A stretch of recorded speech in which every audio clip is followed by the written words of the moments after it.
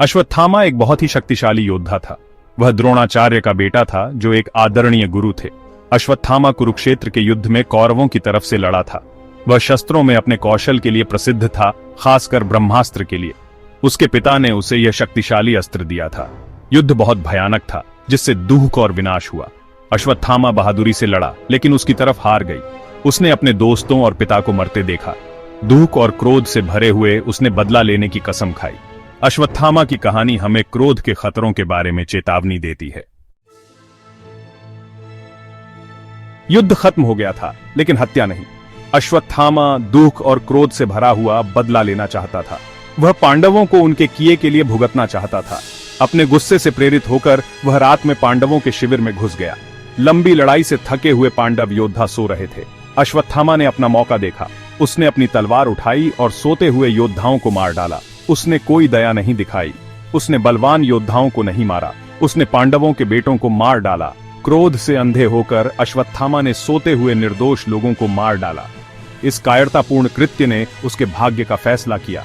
वह बहुत दूर चला गया था और अब कोई वापसी नहीं थी।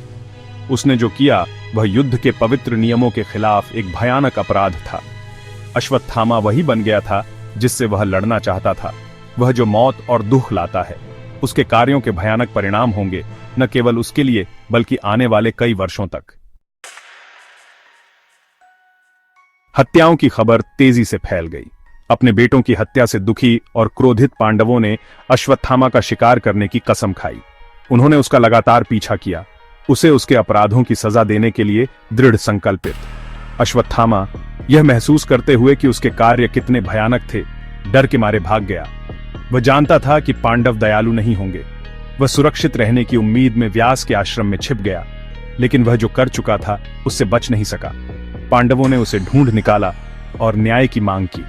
भगवान कृष्ण, जिन्होंने युद्ध की भयावहता और अश्वत्थामा के अपराध को देखा, ने उसकी सजा का फैसला किया।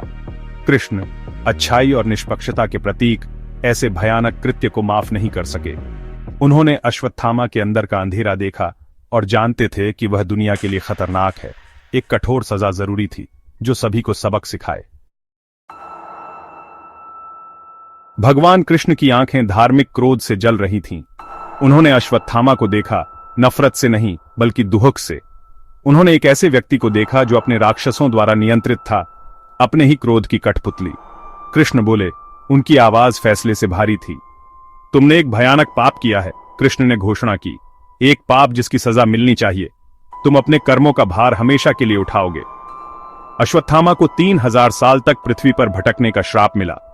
वह एक भूत होगा, उसके अपराधों का एक जीवित प्रतीक। उसके पास एक ऐसा घाव होगा जो कभी नहीं भरेगा। उसके पापों की निरंतर याद दिलाता रहेगा।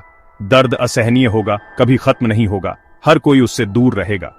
अकेलापन और एकांत ही उसकी संगति होगी।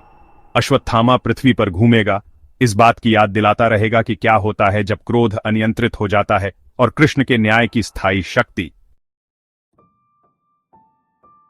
सदियां बीत चुकी हैं और लोग कहते हैं कि अश्वत्थामा अभी भी धरती पर घूमता है। कुछ लोग कहते हैं कि वह जंगलों और पहाड़ों में घूमता है, एक अकेली आकृति जो अपने अतीत से प्रेतवाधित है। दूसरे लोग एक ऐसे आदमी के बारे में फुसफुसाते हैं जिसका घाव कभी नहीं भरता, मौत की भीख मांगता है लेकिन उसे कभी नहीं मिलती।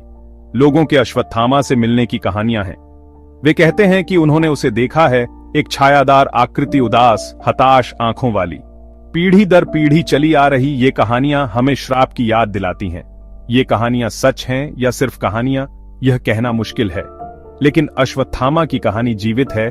अपराध बोध की शक्ति, बदले की कीमत और एक श्राप कैसे हमेशा के लिए रह सकता है, इसके बारे में एक डरावनी कहानी।